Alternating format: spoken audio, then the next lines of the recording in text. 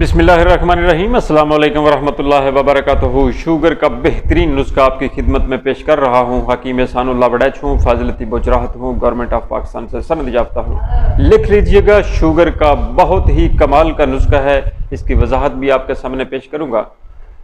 तुम्मा, राई और गंधक आंवला सर, ये तीन चीज़ें हैं। 100 ग्राम तुम्मा, जिसको हंजल भी कहते हैं, खुशक तुम्मा आपने पंसारी से ले लेना है, और 100 ग्राम राई, 50 ग्राम आपने गंधक आंवला सर, ये तीनों चीज़ों का अलग अलग पाउडर बना के इसको मिक्स करके आटे की तरह इसको गूंद के इसकी चने के बराबर गोलियां बना के इसको धूप में खुश्क करके किसी शीशे की बोतल में इसको महफूज करके रखना है।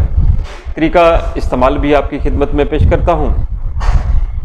अच्छा, पहले मैं थोड़ी वजाहत आपको कर दूं ताकि शुगर के पेशेंट को ये सारी आगाही होनी चाहिए, उसको पता होना चाहिए कि उसकी शुगर क्यों है, उसका इलाज क्या है।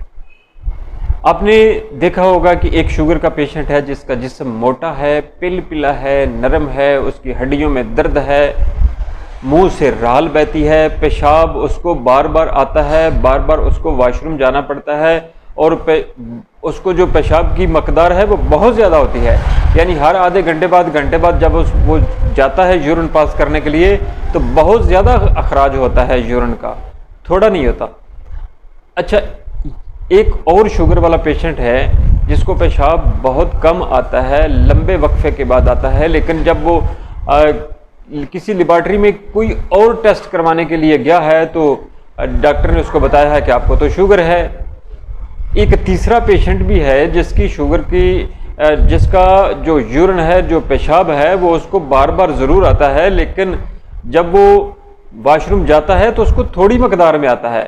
एक तो पहले वाला था जो मैंने अर्ज़ की थी कि जिसको बहुत ज़्यादा आता है, एक दूसरे वाला था जिसका वक्फा ज़्यादा होता है, लेकिन लेबॉर्ट्री ने उसको बता दिया कि उसको शुगर है। उसका पेशाब सुर्खी माइल भी था, कम भी था, वक्फा भी ज़्यादा था। तीसरा पेशेंट जो मैंने अर्ज़ किया है वो ये है कि इसको पेशाब की हाजत बार बार होती है, लेकिन थोड़ा थोड़ा आता है। 5-10 मिलीलीटर आ गया, फिर थोड़ी देर बाद आधे घंटे बाद गया, फिर थोड़ा आ गया, फिर घंटे बाद आधे घंटे बाद गया। ये तीसरा पेशेंट है।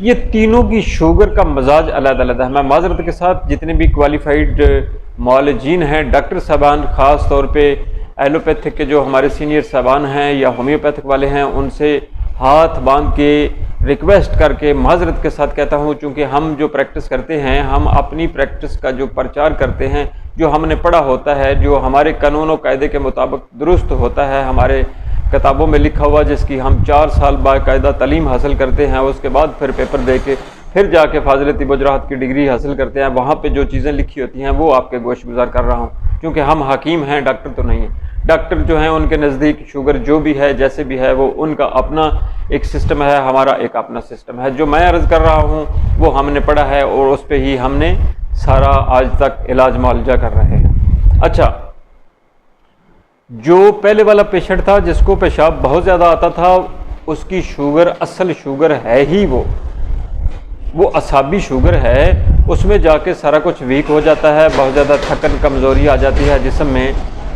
ये जो नुस्खा तुम्मा, राई और गंधक वाला मैंने बताया है, ये उस बंदे के लिए है, और यही शुगर हमारे माशरे में आम है, बहुत ज़्यादा ये इस किस्म की शुगर ही पाई जाती है।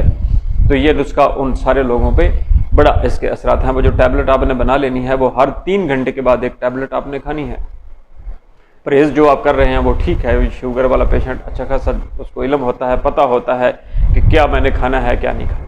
अच्छा, इस टैबलेट को आपने पूरा 1 महीना मुसलसल जारी रखना है, और रोज़ाना की बुनियाद पे या दूसरे तीसरे दिन आपने अपनी शुगर को चेक करते रहना है। आपको पता चलता जाएगा शुगर कम होती जा रही है, और जैसे जैसे कम होती जाएगी, आप जो मेडिसिन इसकी मुस्तकिल तौर पे खा रहे हैं उसको कम करते जाएंगे। एक वक्त आएगा इंशाल्लाह ताला 2 से 3 महीने तक जाते जाते कि शुगर कंट्रोल हो चुकी होगी।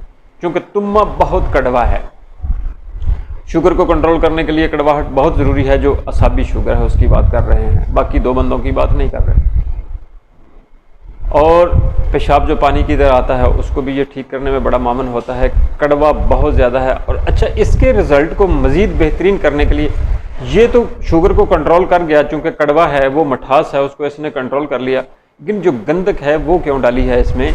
वो इसलिए डाली है कि गंधक आंवला सर एक ऐसी दवा है कि जिस दवा बाकी जड़ी बूटी में इसको मिलाया जाए तो उसके असरात को तेज़ करने के लिए, उसके रास्ते को हमवार करने के लिए गंदक नालियों को खोल देती है। गंदक आपकी बारीक जो वेन्स हैं उनको भी खोल देती है। लबे की जो बंद पड़ी हुई नालियां हैं जिनमें सुदद आ चुके हैं उनको खोलने में बहुत अहम किरदार अदा करती है गंदक। इसको इसलिए इसमें डाला गया है तुम्मा के साथ। और जो राई है वो इन दोनों की मावन है, उनमें थोड़ी सी रतूबत है, लेकिन उस रतूबत का मजाज जो है वो तुम्मा और गंदक के बिल्कुल मुताबिक है। ठीक है जी।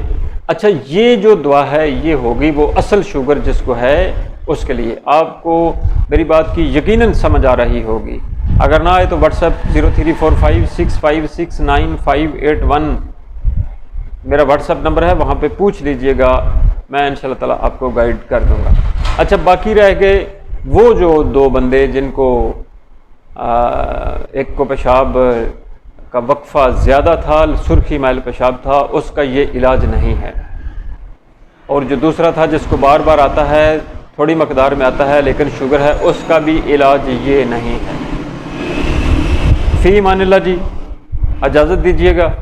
अल्लाह आपका हामी नसर हो। अल्लाह पाक हर बीमार को शफाए कामिला आजिला अता फरमाए। अल्लाह पाक दीन और दुनिया की खुशियाँ अता फरमाए हर जान को।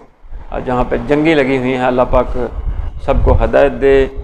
जो बेहदायते लोग हैं उनको अल्लाह पाक अमन के लिए हम